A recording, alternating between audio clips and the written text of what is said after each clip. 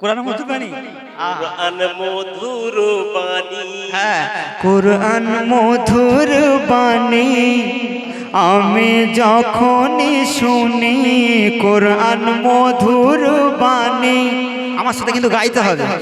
কোরআন মধুর বাণী আমি যখনই শুনি, আমার মন ভরে যায়। জোরে বলুন সুবহানাল্লাহ। কোরআন মধুর বাণী।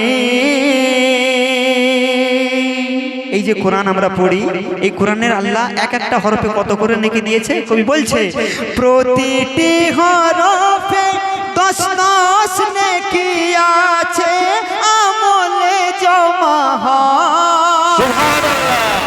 পাপের খাতা হতে পাপ যায় তোমার হেঁটে, নেকিতে হয় বোঝা। হরফে 10 নেকি আছে, আমলে জমা হয়। পাপের খাতা হতে পাপ যায় তোমার হেঁটে, নেকিতে হয় বোঝাই।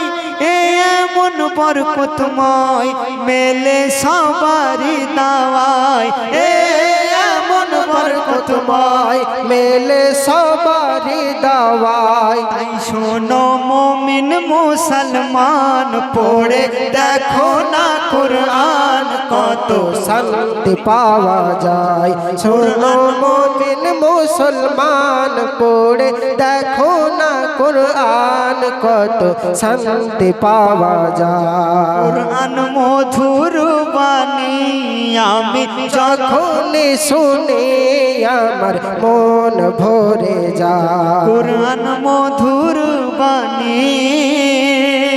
কিন্তু আজ আমরা মুসলমান, এই যে রোজা শেষ হলো, কোরআনকে মুড়ে দিয়ে যে তাকে তুলে দেওয়া হলো, আবার পরের বছরে বেরোবে ইনশাআল্লাহ, তাই না? কিন্তু বড় বড় সায়েন্টিস্ট, বড় বড় বিধর্মীরা যারা কোরআন গবেষণা করে, বড় বড় ধর্মগ্রন্থ গবেষণা করে, তারা এই কোরআনকে রিসার্চ করে করে চাঁদে পার করে, যারা মঙ্গল গ্রহে যাবার প্ল্যান করতেছে। তাই কবি বলছে, কোরআন এমন গ্রন্থ, পৃথিবীর যত মন্ত্র সবই যাবে মিলে। সুবহানাল্লাহ। আর ইহকাল পরকাল, আকাশ হতে পাতাল, সবার চাবি খোলে।